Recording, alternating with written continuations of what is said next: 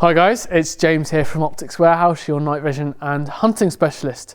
Now, I've touched a lot on the Axions in a lot of previous videos, but today what I'm going to talk about is how you can get the most out of your Axion 2. Now, I've picked my personal favourite out of the 5 Axions available, and that is the Axion 2 XQ35 LRF. Now, why do I think it's my my personal favourite? Well, I think one, it doesn't break the bank. It's a mid-range priced thermal imager that allows you to be used as a tool, obviously, when you're out in the field. I mean, personally, I obviously do a lot of foxing, deer stalking, all that sort of stuff, and it's there to be used as that, and it still offers a very good, high-quality image. As well as that, it has a laser rangefinder on the side. Always helpful to have. As I say to customers, you can be shooting your land for sort of 20-25 years, and obviously when it comes to night time, you get a completely different perception of how far away stuff is, and so therefore you can't necessarily be on point when you've actually got the distance correct. I mean, I've had a few of my friends saying, oh yeah, I shot fox at 300 yards. You go and see it the next day, turns out it's 120 yards. So, Axion 2 XQ35 LRF, my personal favourite in the Axion range. What I'm going to touch on today is something that I've briefly spoken about in a couple of other videos, and that is the 2 new features that you get in sort of the latest Pulsar update definitely on the Axion 2 range for sure. And one is a smoothing filter, and 2 is this really super easy to use user mode. I mean, I think it's a fantastic innovation from Pulsar. Just makes your life so much easier.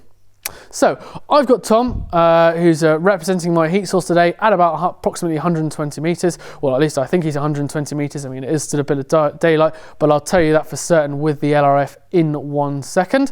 And what I'm going to do is I'm just going to look through the unit, and then you're just going to hear me obviously talking over exactly what you gain from the smoothing filter and what you gain from the user modes.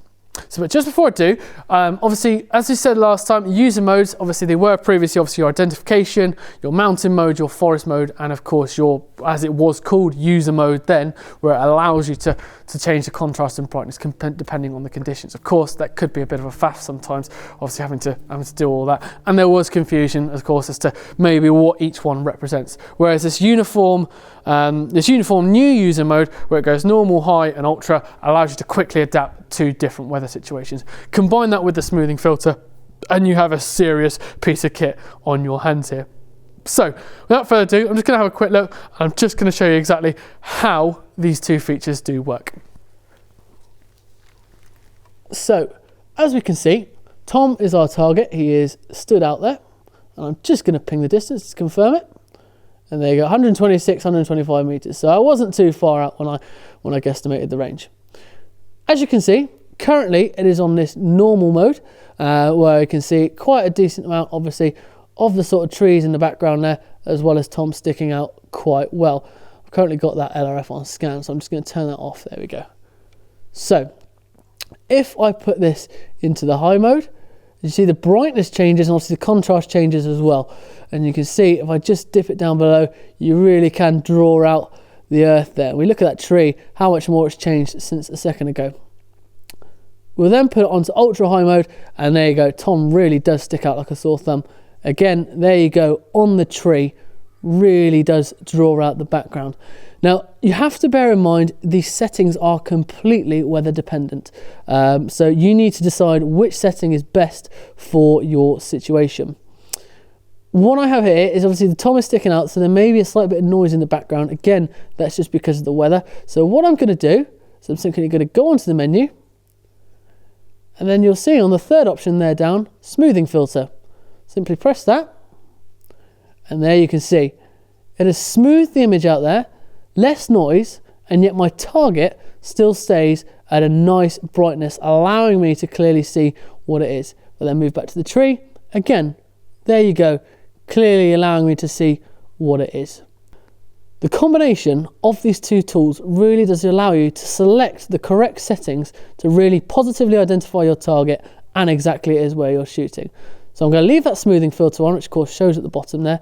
I'm just going to put it into normal mode. And there you go. We'll put it into normal mode again, and then we'll put it up into this high mode.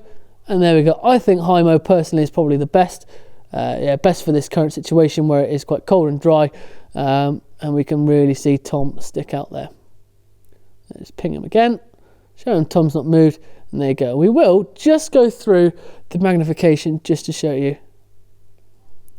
If I just take that LRF off there we go, and we'll just ping that there. There we go. Just go and see Tom there.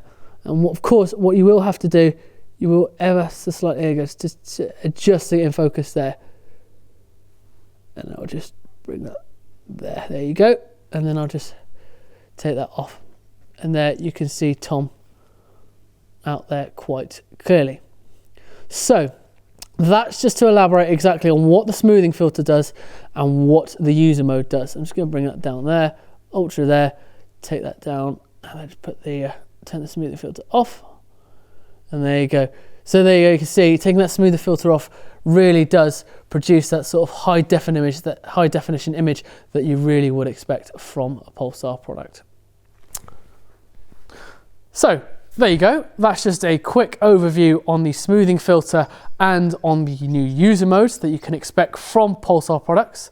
Fantastic little additions to the units. I cannot reiterate enough how easy these two settings do make the unit. If you go through these, a lot of you out there, as I say, are fellow fox shooters, and you all know they don't stand around still for a very long time. So being able to go through these settings quickly, especially if the weather changes like that, then it does allow you to create a nice positive identification and no potential mishaps, shall we say.